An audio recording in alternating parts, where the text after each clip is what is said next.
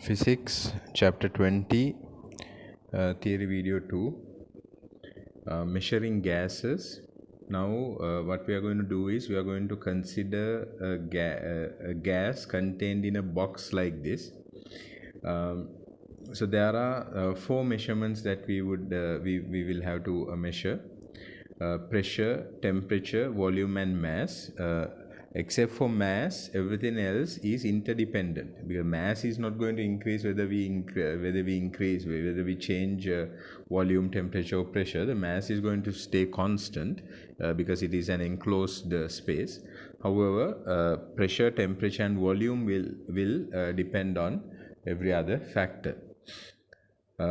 But mass has a relationship with all three because mass suggests how much of material is present in there. So those are things that you need to remember. Therefore, pressure, temperature, volume, and mass are interdependent.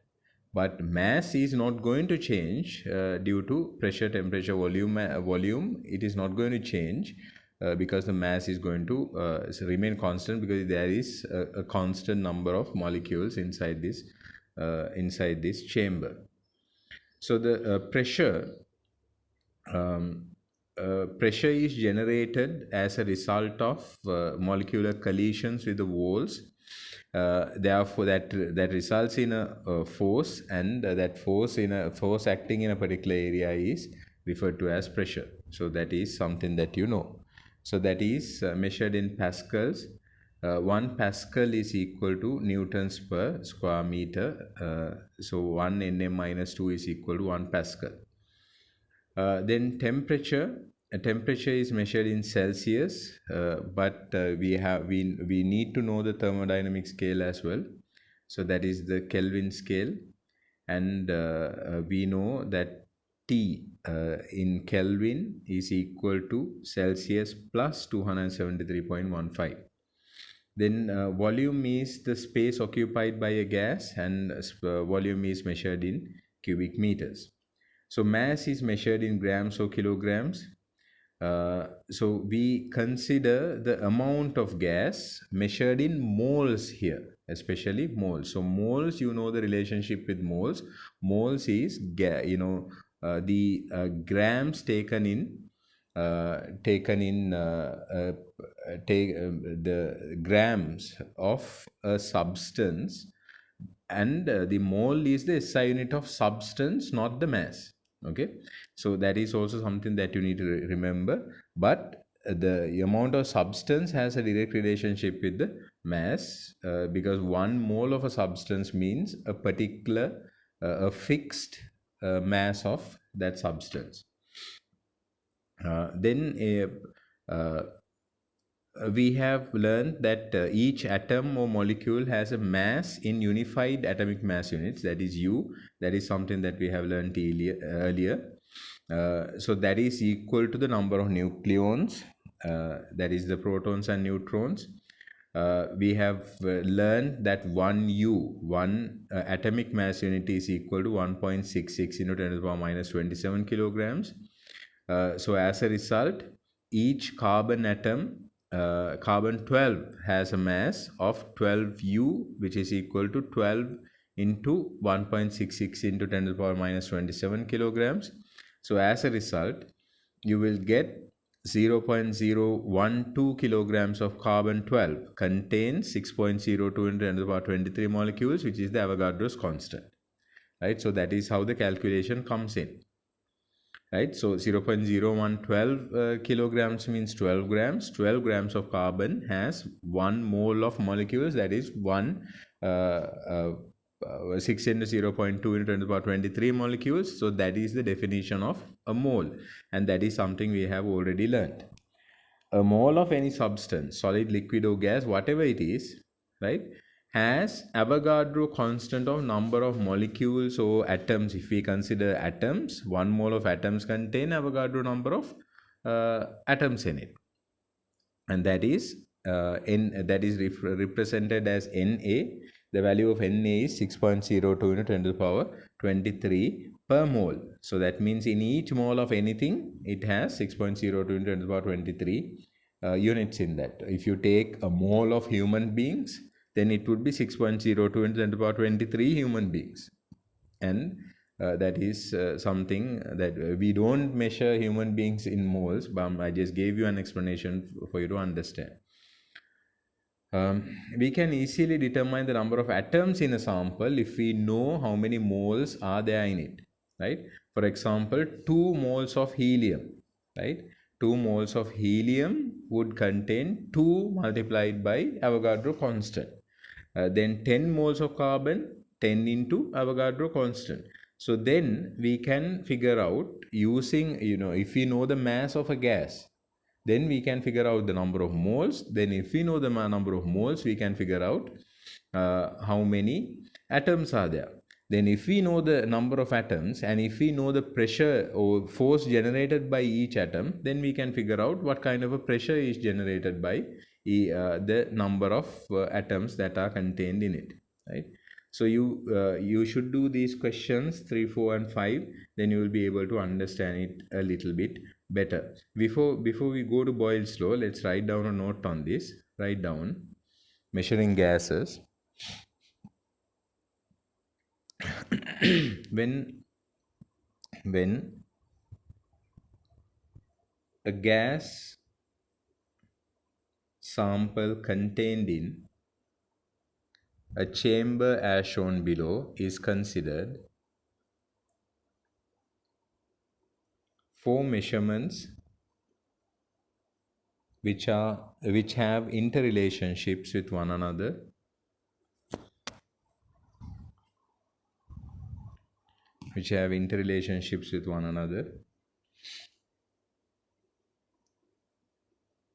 can be measured: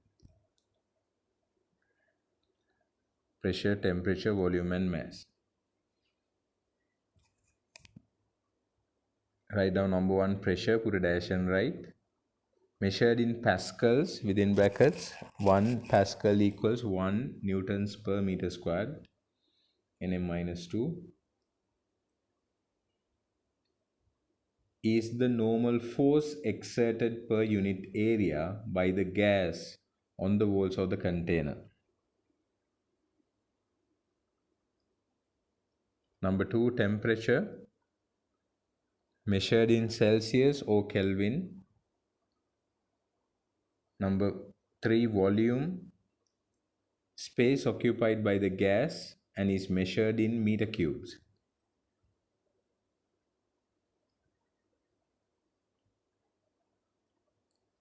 Mass, number 4, mass, measured in grams or kilograms. But in our calculations,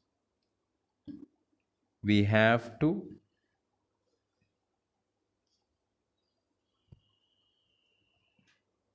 consider the amount of substance,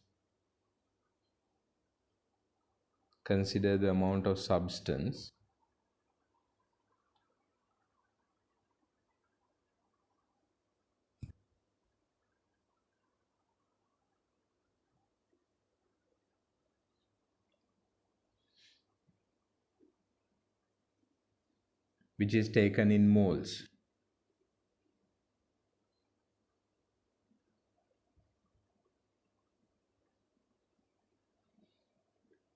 A mole has an Avogadro constant number of molecules or atoms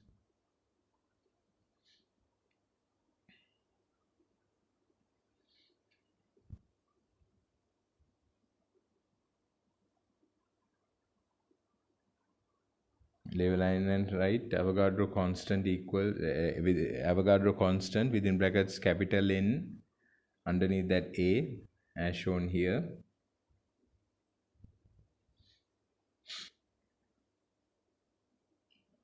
As a lower index, write Na, forward index, is equal to 6.02 into 10 to the power 23 per mole.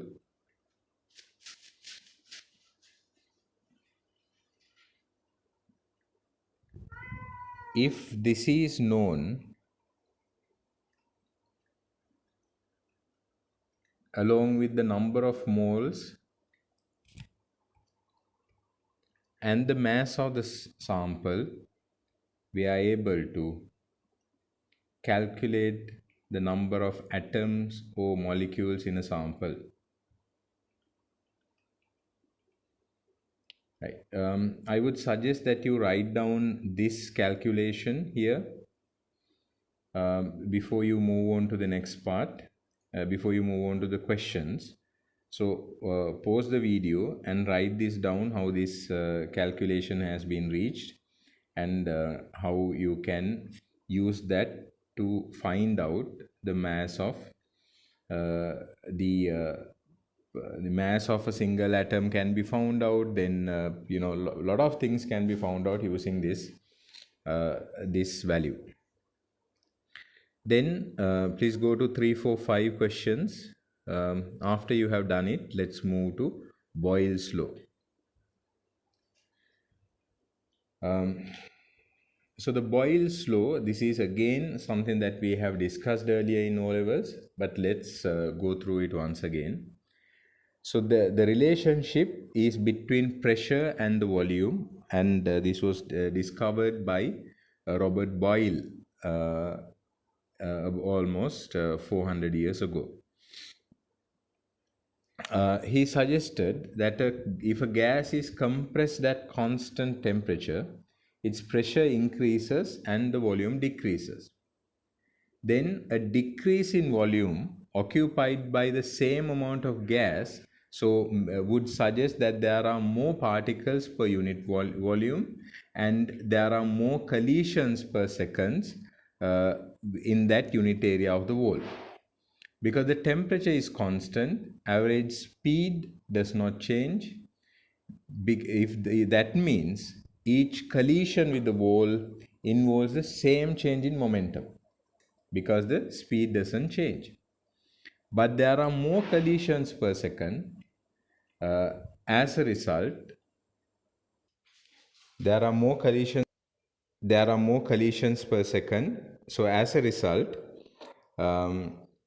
there is a higher rate of change of momentum, and that results once again in a larger pressure being exerted on the walls.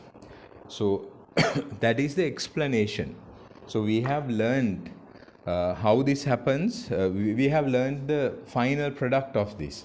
That is, we have learned that when we decrease the volume,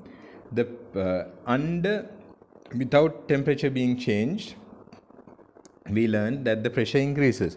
So we did not go into details as to how it is happening. So here is how it happens.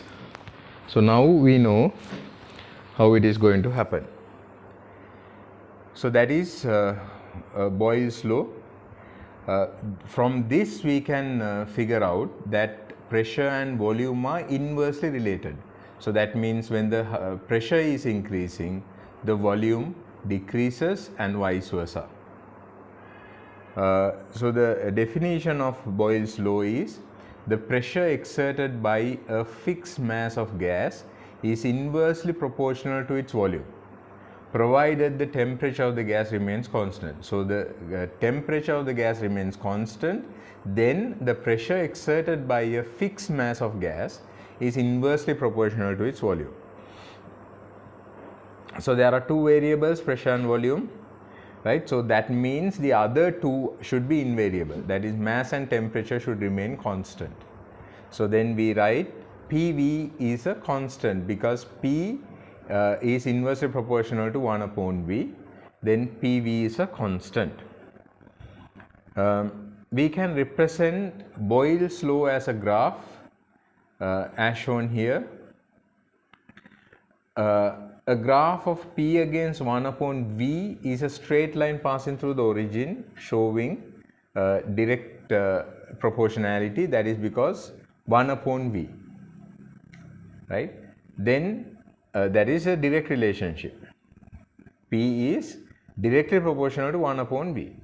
Because it is inversely proportional to V, then this is PV. The first graph shows the direct relationship, the inverse relationship. This is the direct relationship. So those two things you should know, you should identify separately, right?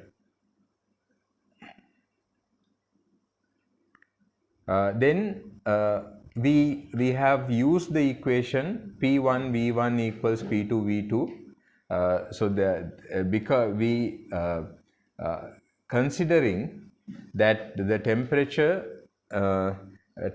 remains constant, we take this relationship P1 V1 equals P2 V2, right?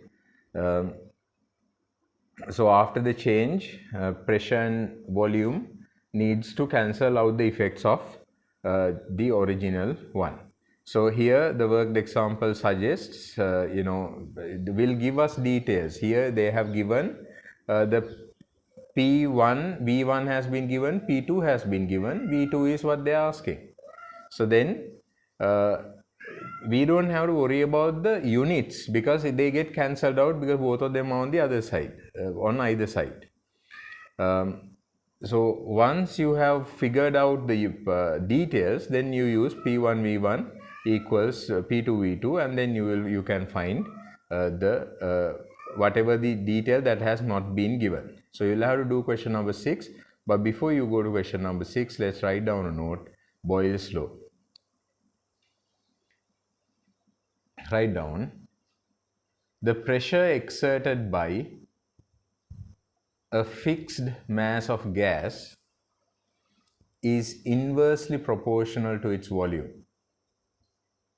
provided the temperature of the gas remains constant. The pressure exerted by a fixed mass of gas is inversely proportional to its volume, provided the temperature of the gas remains constant. And then you write down these things. P is proportional to 1 upon V, and PV is a constant. This relationship can be graphically represented as follows, and draw these two. In the first one, it is the inverse relationship between pressure and volume. In the second one, it is the direct relationship between pressure and 1 upon V, right? 1 upon V, right? For calculations, we use the equation P1 V1 equals P2 V2. Right. I hope you understood. If you have any questions, please raise them. If you do not have questions, please do question number 6.